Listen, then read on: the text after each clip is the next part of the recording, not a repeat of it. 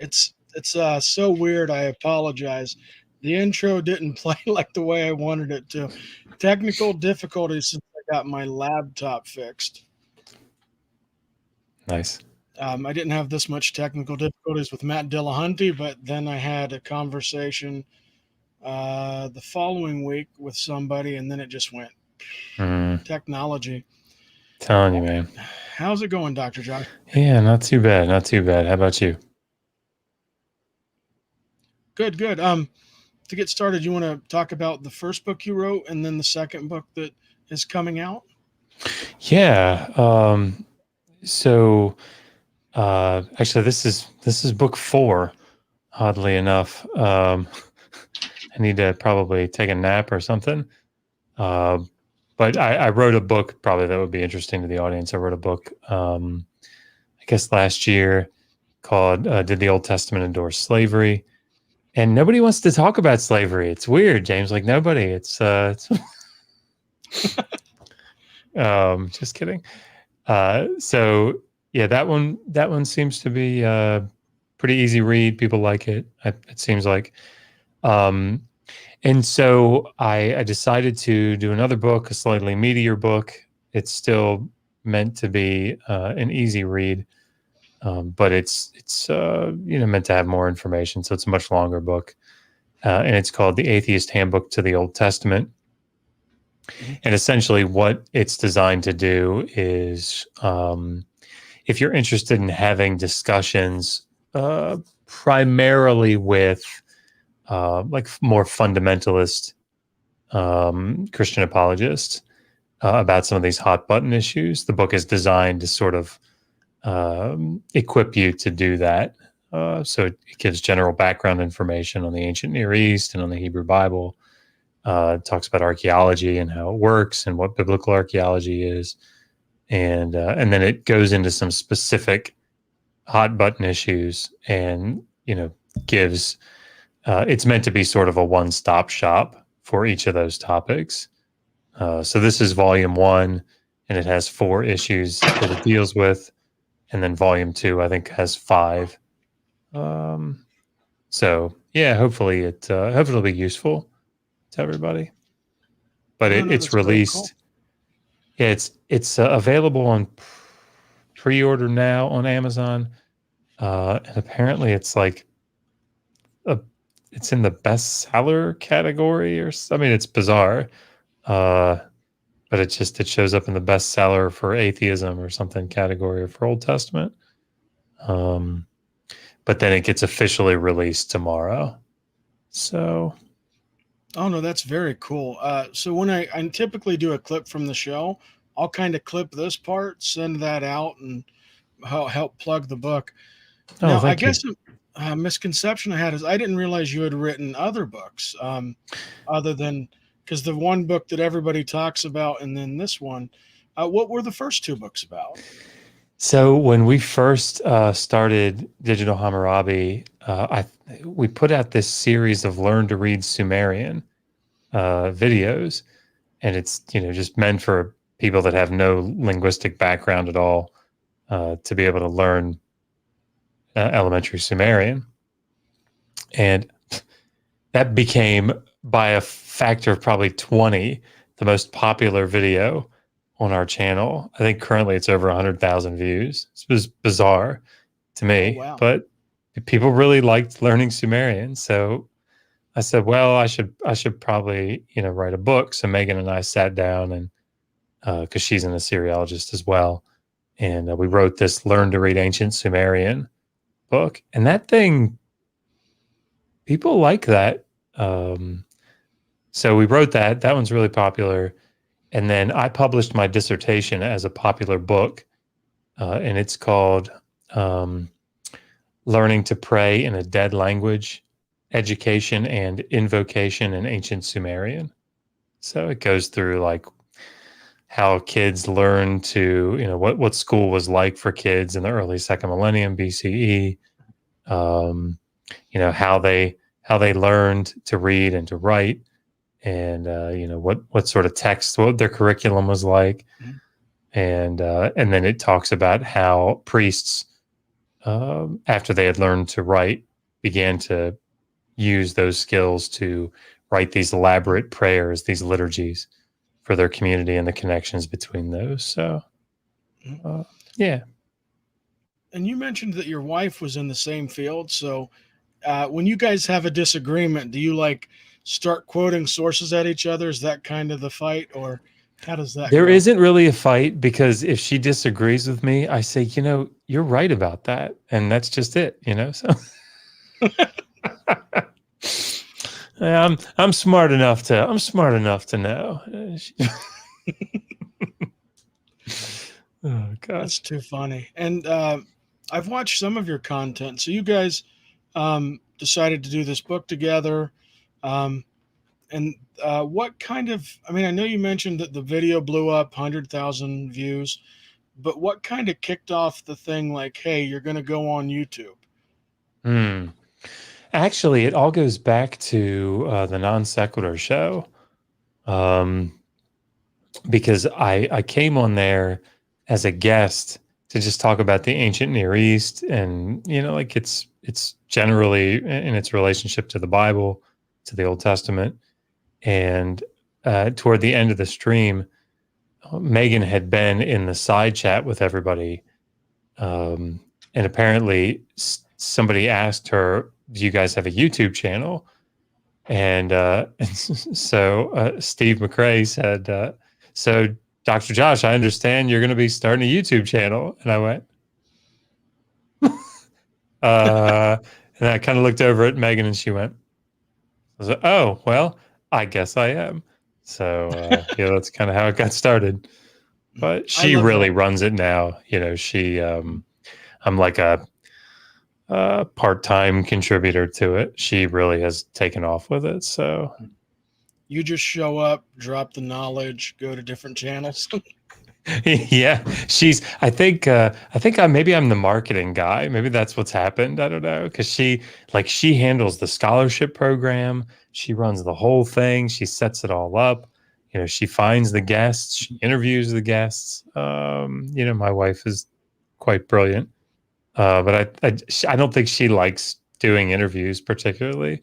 So I think she just kind of sends me out and go talk to people about us. Okay. Yeah, and when you mentioned the non-sex show, that kind of threw me back a little because I used to watch that, and Yeah. they would have the flat earthers, and they would go back and forth. I think the first video on my channel is one that Steve McRae let me use when I called in to talk to him about the definition of atheism. Does he talk about that? I don't know. It's one that he knows very, very well. Yes, I would Um, imagine so by now. no, that's and so if we were to start saying, okay, I am 36 years old. What would be the best way for me to start if I wanted to learn about the Near East? Probably, um, probably the best way to go about it. Um, I know this is a little, I don't know, self-serving. I'm not intending it to be that way.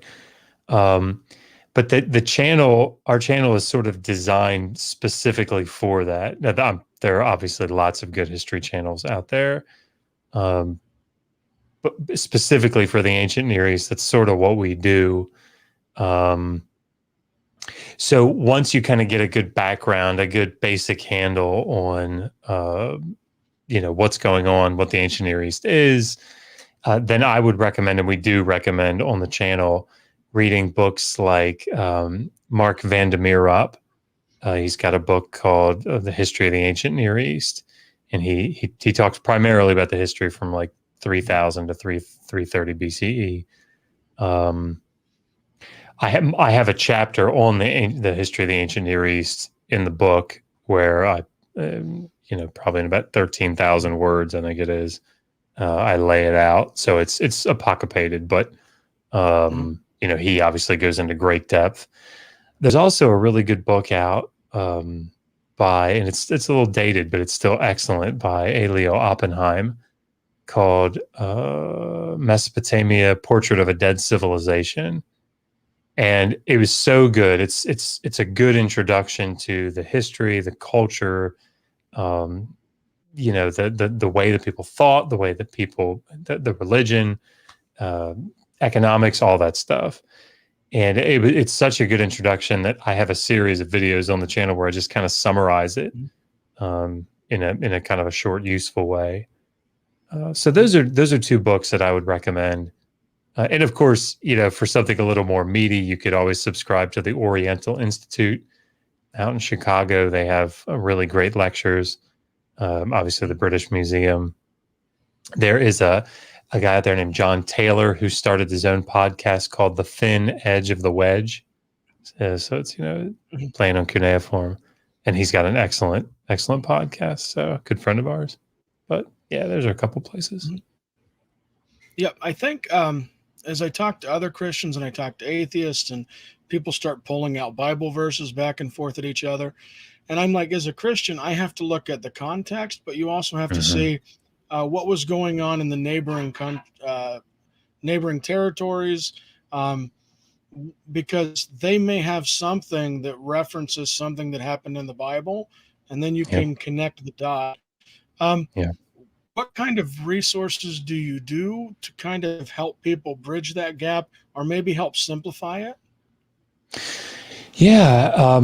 So, I mean, just because I just wrote it, the first three chapters of the book, um, well, going back, that slavery book that I wrote is sort of a bridge for that topic, and I kind of adopt the same sort of mentality when I write other things. And there's an entire chapter on slavery in the ancient Near East. So, what was slavery like? What did they do? What were the laws, and so on and so forth.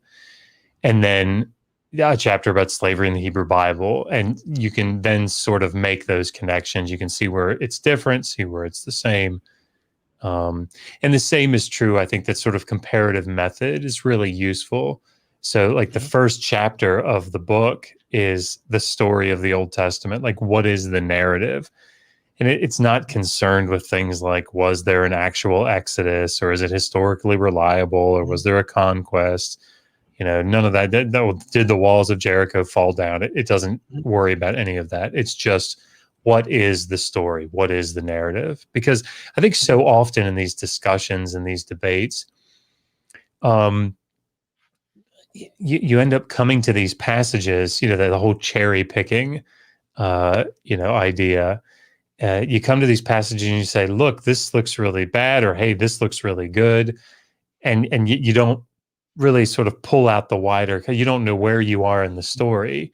And if you know where you are in the story, it can really help illuminate and sort of situate, those particular passages. So I give that sort of background, but then I have a whole chapter on the history of the ancient Near East. And so then you can see things like, all right, so you're in the book of Daniel and you read about Nebuchadnezzar. Well, who's Nebuchadnezzar? Right? Or you're in Isaiah and you see Cyrus. Well, who's Cyrus?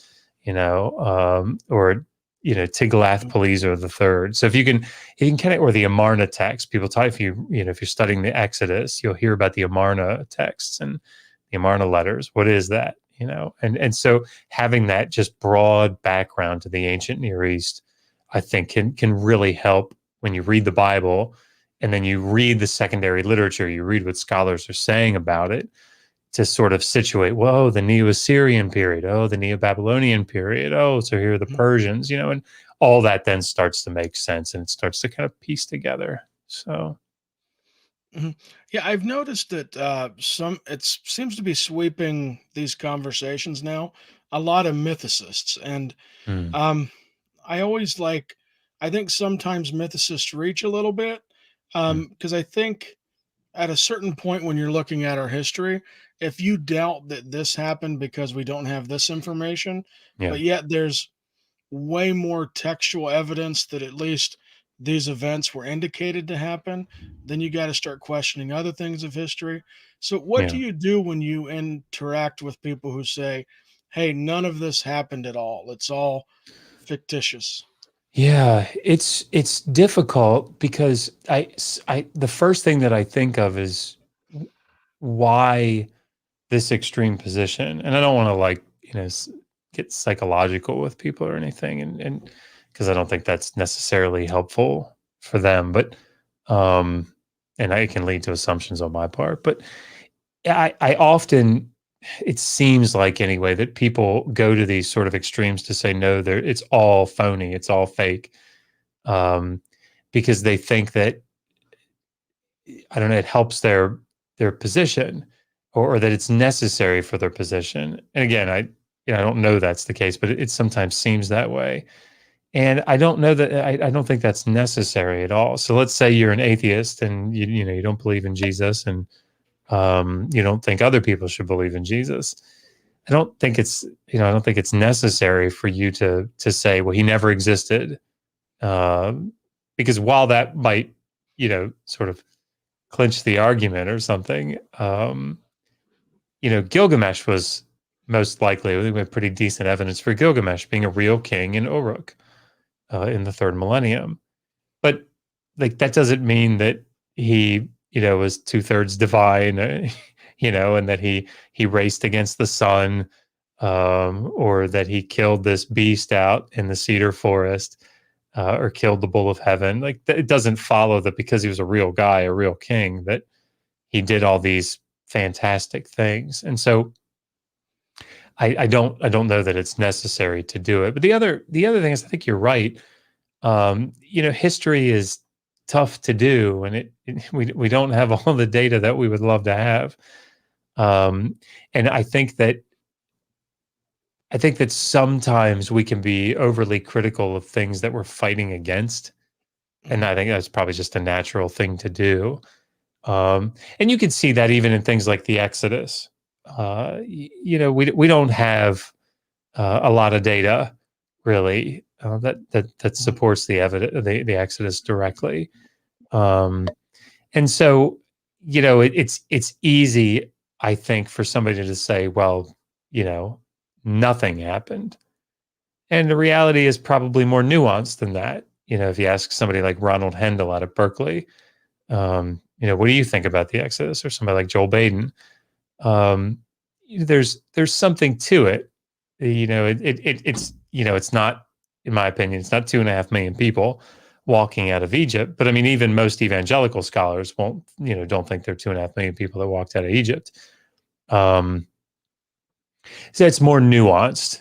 There's probably some sort of memory involved in it, or several events maybe that took place. It's more complicated. But again, I think at the end of the day, you can start to run into problems if you start just flatly denying, oh well, none of these things happened at all.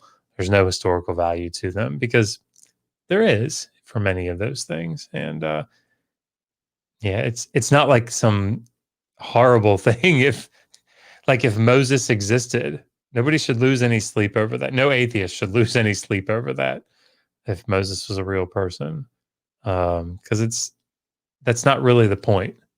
That's not really the point. So Yeah. A story. I've never shared this online. I'll make it quick, but it kind of gives you an example. So, not my grandfather, but my great grandfather wrestled a bobcat, and he won. Now, when you hear that, it's like, that sounds crazy. That sounds far fetched. But then when you come to find out that he handled bobcats, and so mm, he got drunk and got silly one day, and there was it was like, you have X amount of money to wrestle the bobcat, and if you catch the get the bobcat, you win the money. So he got drunk and got in the cage with his bobcat he didn't know, and he was able to catch it because that's what he does. But when I tell that story, yeah, it's like, it's very hard to believe that, hey, somebody actually could handle a bobcat. yeah, yeah. It reminds me of that. I don't know if you've seen the Disney version of the Davy Crockett movie, but there's a part where is this officer comes up and he's looking for Davy Crockett because he needs him to come to the army, and his friend, saying shh, shh. he's trying to grin down a bar. You backwoods folks think we'll believe anything. He's in there and he's trying to like get you to smile down, grin down this bear. And it's interesting where those sorts of things come from. Mhm, And yeah, I think you're right. You can't necessarily just write off there's nothing to it. mhm. Um, so Yeah, because at first it might sound crazy. I wouldn't do anything with a bobcat, but he handled bobcats all the time. So he just got brave this one night and got lucky that right. the drinking didn't cause him any issues. I might not have been here had that happened. No, and I appreciate the information you're giving about how you would address and talk with mythicists, and the advice you have on if people want to look more into this information for themselves. Do you have anything like series planned, or what are you currently doing now that's your focus other than your book? Yeah. So Megan is actually lying upstairs, trying to fight off contractions, or starting her contractions. So she's getting ready to, Oh, here in the next couple of weeks, give birth to twins. I was thinking if Um, that's now, you just got to go and just drop your right, it's mic and gonna I'll go. end it. No, it's not quite that imminent, but so that's going to take up a little bit of our time. But I'm writing volume 2 of the book now, sort of more slowly, but I'm writing the Exodus chapter now, and then I'll start on the conquest chapter. But I've got a whole whole chapter that's going to be dedicated to ancient Near Eastern culture. So there'll be a section in there about ancient Near Eastern law and religion and cosmology. So again, there's going to be a section on Egyptian history. We'll talk about the problem with divine genocide and violence. So, issues of homosexuality, rape in the Bible, women's rights, those sorts of things. So, um, it should be between these 2 volumes. I think we're going to cover probably most of the topics that come up in these online discussions and debates, or even those discussions that you have around the Thanksgiving table. And I know it's called the Atheist Handbook to the Old Testament, and I designed it, that way. But I do think that particularly people that are more fundamentalist in their approach, in their hermeneutics, could benefit. And it sounds sort of silly, but like I think it's useful in that regard, if even if it's only to see what it is that more mainstream mainline biblical scholars, Christian or liberal or whatever, are saying about these issues, because that's what the book's designed to do. It's designed to give people, this is consensus scholarship, agree with it or disagree with it, whatever, but this is, if you're interested to know what it is that most scholars think about the dating of the book of Daniel, or prophecy in Ezekiel 26, or slavery in the Bible, or whatever, like this is what mainstream consensus scholarship is. So I think it's useful. Hopefully it's useful for everybody. No, I think it's good for both atheists, Christians, whatever your religion is, to keep the conversation open, because somewhere we're gonna figure this out at some point, and either the Christian's gonna be like, I told you," or the atheist's gonna be like, "I told you." right. But if those conversation lines end, then Yeah. nothing's productive. So I would recommend any Christian to read your book, if anything, to get your perspective and what you've learned. I know you cite your sources. There's other things they can do to go back and check it. Yeah. I am always been a big fan of encouraging people to read a new book instead of burning a book, because there's too many times when it's like, this was Christopher Hitchens' book, I'll never read that, or this book was written by William Lane Craig, so I'll never read Right. that one. It's disheartening. But I do appreciate like what you try to do within the community, because I see you, like we said in the beginning, you're everywhere. You're on this channel, you're on that channel. You're like the calm voice in the corner. Uh, you know, you're I bringing had the an atheists back in and the Christian back in. I had an interesting, now that you say that, I had sort of an interesting conversation this afternoon, one that I probably should have anticipated, but didn't. Um, Mhm. I never ever use Discord. Like somebody set a Discord up for our channel, but I never really go on there. And today I had some free time while I was working, and I decided I was going to go in, and I ended up going into Darth Dawkins' Discord channel for the first Mhm. time. And I was just listening, right? I had it like muted, and I was doing some work and on the computer, and I heard his voice, and he said, "Digital Hammurabi, is that Dr. Josh?" And an hour later, we finished our conversation. And like, he's obviously much more, well versed in philosophy than I am. I'm sure most people probably are. And so, there were a lot of questions I just didn't have answers to. But it was a good conversation, and he, he, um, he was very direct with me. And that's fine. Um, but he said he was going to get a Kindle version of the book and read through it, and I think that was really nice. So we ended on good terms, and it was totally unexpected. I did not anticipate having a conversation with Darth Dawkins today, but Mhm.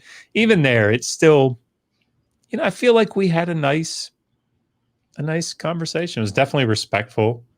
Mhm. So that was good. Anyway, Mhm. Yep, and like I said in the beginning, I appreciate you coming on because the purpose of my channel is to have these friendly interactions, no got you games, but to right? also like maybe encourage other people to do that.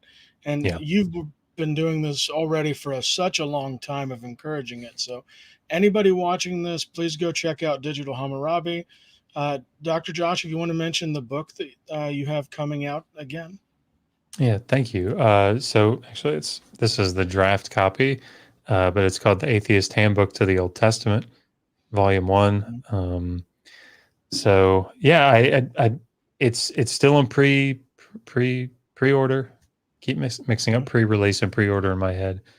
But it's available. It'll be available tomorrow, like official release, Mhm. in Kindle and in hardcover. The Kindle, Mhm. we tried to keep it priced low because in order to make the hardcover like uh, balance out or whatever. The hardcover is $34.99, so it's a little more Mhm. pricey than we anticipated. But it is almost 450 pages long.